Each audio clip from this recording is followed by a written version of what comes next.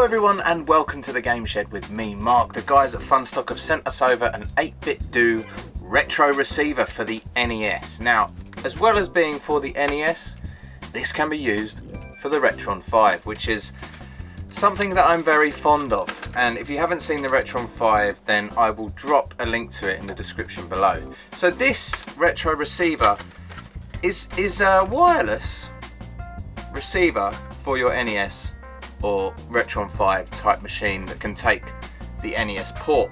So it's very simple. It plugs in, you press the button, you connect a controller. It's compatible with PS4 controller, it's compatible with the Wii U Pro controller, it's compatible with a PS3 controller, it's compatible with loads of stuff.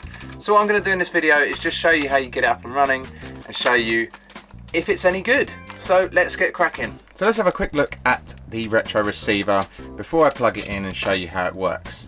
This is how the package comes, and let me open this up and just show you the insides. You get a little micro USB cable, there you go, very simple, and you get the 8BitDo Retro Receiver itself. So if I bring this in a little bit closer, then you can see exactly what it looks like up close and personal.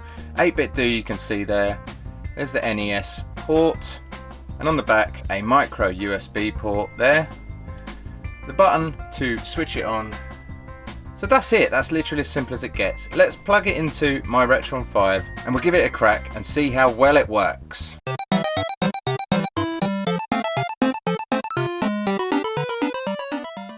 Right, so before you do anything else, you need to head over to the 8BitDo website for technical support. So drop over to 8BitDo.com/retro-receiver-nes/support.html. A bit of a mouthful there, but I'll chuck it in the description below to make it a little bit easier for you. Download the Retro Receiver tools for Windows. It's only a small piece of software. Okay, so once you've downloaded that zip file, all you have to do is grab the whole lot and unzip them wherever you want. So I'm just chucking it on my desktop to make it a bit easier. As you can see, there's a README document here. Make the LED light, blah blah blah blah blah. There's a bit of information in there, and it's telling you what they've done fixes wise. See here, work with 8BitDo controllers, support Wii U Pro, support Wii Remote. So what we need to do is we need to update our Retro Receiver. So here we go. It's asking to insert the Retro Receiver. All you do at this stage is hold down the sync button and then plug in the Retro Receiver. And as you can see, Retro Receiver connected. It's that simple. So click update, and I've chucked it on my desktop. So just scroll down and you'll see there a DAT file, 8BitDo RR firmware. Just click open on that. New firmware version is 1.10 and current version is 1.09. So click OK and you shall see the firmware update. So there we go, updated OK. Click OK, just double check which version you've got by taking out the Retro Receiver, holding down the sync button and plugging the USB back in. There you go, 1.10. So let's head over to the Retron 5 and we'll plug it in and give it a test. So here's the Retron 5. I'm just going to plug it in the side to show you where it can go. So this is the NES port, and it will literally just slot in there like that, and it will hang outside just like that. So let's plug it in and play a game and give it a test. So I've switched on my Retron 5 and I now have my updated Retro Receiver. So I'm just going to plug it into the NES port. You can't really see it from there, but on the side of the actual Retro Receiver there's a little blue flashing light, and that tells you that it's ready to pair. So what I've grabbed first is my Wii U Pro controller. If I just press the pair button on the side of that, I press the sync button on the back of the Wii U Pro controller, it will connect. And let's see, look at that. Up, down, let's go down to the settings. Look at this. This works perfectly. Okay, so press B, and I'm going to stick in a Super Nintendo game. So I've got this paired. I'm just going to fire up a Super Nintendo game and give it a test. So if we look here, we'll just go play, and there you go, the game is up and running. So Goof Troop, let's see what you're made of, and I'm just going to test it in game. Okay, left, right, up, down, pick up. I can't remember the buttons in this game.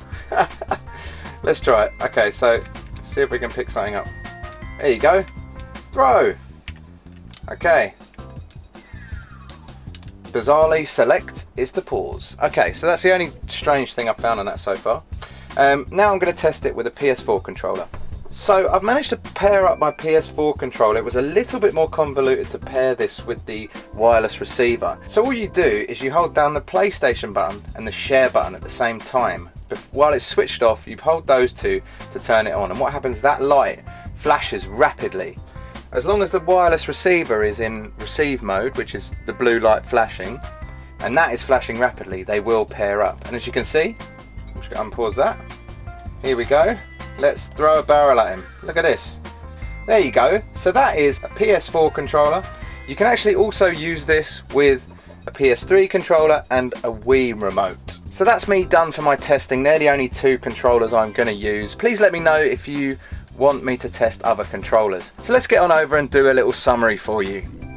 Okay, we're done with our testing of this little piece of kit I got, and it is bloody awesome. The main thing you have to make sure you've done is updated the firmware. I found that when I hadn't updated the firmware, the PS4 controller went mental, and up was down and left and right weren't working and all this kind of stuff.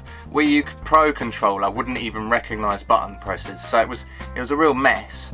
I updated the firmware and Bob's your uncle, it was working perfectly. So in order to update the firmware, it's very, very simple, and it's only a small download. So please make sure you do that before you attempt pairing any controller, really. The other thing that this does is it lets you use wireless controllers with your PC. So this acts as a glorified Bluetooth dongle.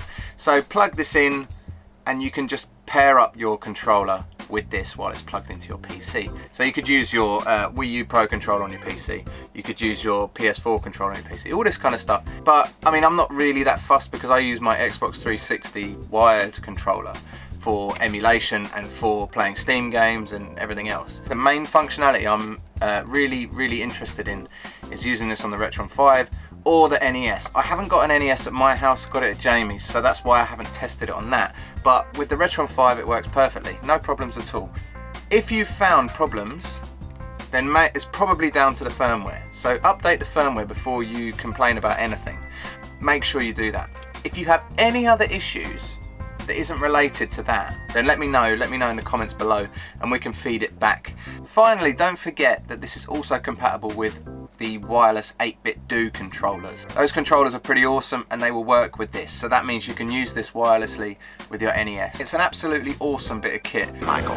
I think if you want wireless on your Retron or on your NES, then you can't go wrong with something as simple as this. I will drop all the links in the description below for everything that you need for this, including where to get the firmware update and also where you can buy this from if you haven't bought it already. Thank you so much for watching, I really appreciate it.